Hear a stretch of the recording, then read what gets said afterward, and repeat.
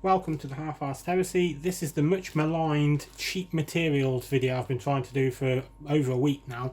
I keep getting sidetracked. So what I'm going to do with this video is work through some of the stuff that I've found to be really good, some of it not so good.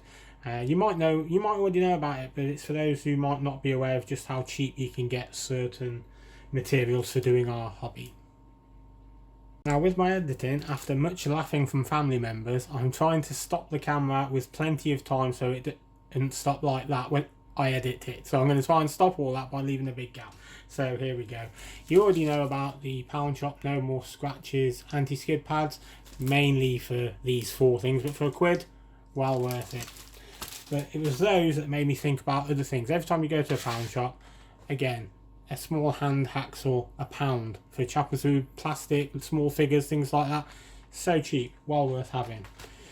The other thing is the cheap grey primer. I use that for the majority of my models, and then on top of that I use the official stuff, but just a light coat then, so it saves money, but I do still do the proper ones, so don't people go, oh, you're not giving money to Games Workshop. I use them as well, but I find that a quick undercoat of this is really good. You don't get that much in it, but for a quid it does a good few models or a few sprues, and then you move on.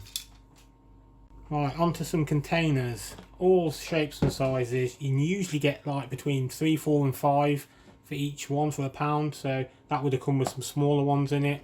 They don't lock for food, they're not really watertight, but for your models, what more do you want? So there was that one. Again, different shapes, different sizes. I think that was a lunchbox model, but I use that one for my spares. I emptied it for this vid. These come 5 in a pack, and when they start getting battered, I actually use the lids, which I can't get off, would you believe, as a palette when they're done and dusted, so they have a double use. There's another one in actual use for my bases. You get the more square ones. I think these come in 5 in a pack. They're quite deep, so if you want bigger items in there, I mean, I use that for my electronic spares, so all the things I've kept for modding and whatnot that wouldn't fit in the smaller one. And on to some of the glues.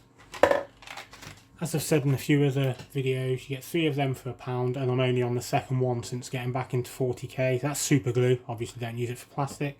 But the more named brand ones, I always get these as well. The gel based ones are better for sticking things like rocks, kitty litter, things like that to the bases. These are much better, and again for a quid, they last, and then the named brands, you can't go wrong with that. There is a warning to be had here though. I thought this spray mount looking stuff for a quid, what could be just like spray mount. In college I used spray mount a lot for mounting work.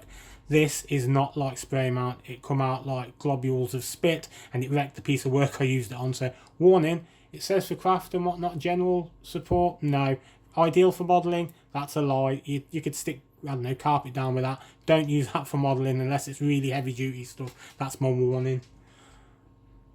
On to the last few Pound Shop bits. If you have a gas powered or butane powered things like a soldering iron, I use mine for a Dremel soldering iron and a heat burner type thing. Again, a quid, very good bargain, seems to last.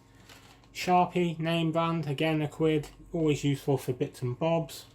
And what was the other thing? And of course, cocktail sticks, invaluable for mounting heads or anything. I made the framework for the reactor out of that. I think that's all the Pound Shop stuff done. One more thing, Tipp-Ex. You'd be surprised if you can't cover something with white and it's not super important or needs to be accurate. Tipp-Ex will cover most things in one coat. Really handy to know for scenery and stuff. A few random items now. This was, I got that from a Pound Shop. Well, no it wasn't, it was a RSPCA 75p. It's like a kid's version of glaze, it says clear glaze. This turned out really good for making things look gooey, especially for Death Guard stuff. Brilliant. It's gone out of production now, so that's all I've got of it. If you see that, buy it, it's really good. The more expensive version, my missus does card making, Mod Podge. Again, it's a clear glaze, really good stuff for coating scenery or blades. I probably wouldn't coat a miniature in it, it's a bit too thick for that. For that I would suggest a very cheap craft sealer from Hobbycraft. Again, I'm not sort of pro painter. It might not be great for everyone, but for my lad's army, he's got Blood Angels. I give a good coat of this, and he batters his figures really in like pew pew pew, hits them together, and they don't chip. So for heavy duty stuff, $6.99 from Hobbycraft. That's really good as well. I can't speak highly enough of that. Probably not for high end stuff though. So don't pick your Robert Gurley man and cover him in that and blame me. No, don't do that. Just a quick extra about the glosses and the Mod Podge and Prick Stick Clear Glaze. I'll just show you one of the effects I did. It looks like resin. Let me just get the light right. See the pond that the Poxwalker's crawling out of, how shiny it is? That's just the cheap glaze. It's not resin or anything else. It looks really good. And it's quite solid. It's fine once it's dried. It takes a while to dry, but it turned out really shiny. So that's the effect you can get with those. That isn't Mod Podge, that's the cheap kiddie one. Here's the last few bits and the end of the video. This was my latest buy. It was £2 from a Pound Shop Manager's special. It's that sort of filler stuff that gets everywhere. I've seen people use it for bases, so I'm interested to have a go at that, but I haven't used it yet. So I'll maybe do another video about how good that is for using for stuff. Pound Shop filler, £1. All bases easily done with that. I used it for World War II one for a competition with my stepdad, and it was come out really well. AliExpress or any respectable sites. These are jewellery files. A pack of 10, different sizes. Absolutely brilliant. They cost less than $3. Really good. And from the same site, when I was doing resin, you can never have too many pipettes and syringes. Syringes are quite hard to get. Every time I order from eBay, they appear, but they won't send the needles, which is a shame because they'd be really handy to be accurate, but people assume what you're going to do with these. So you can order them, but it's very hard to get the actual needles. But that's how I move me resin about. And vinyl gloves. Car boot sale, £2 a pack, 3 for a £5. I've got 3 for a £5, so can't go wrong with that. 100, medium, job done.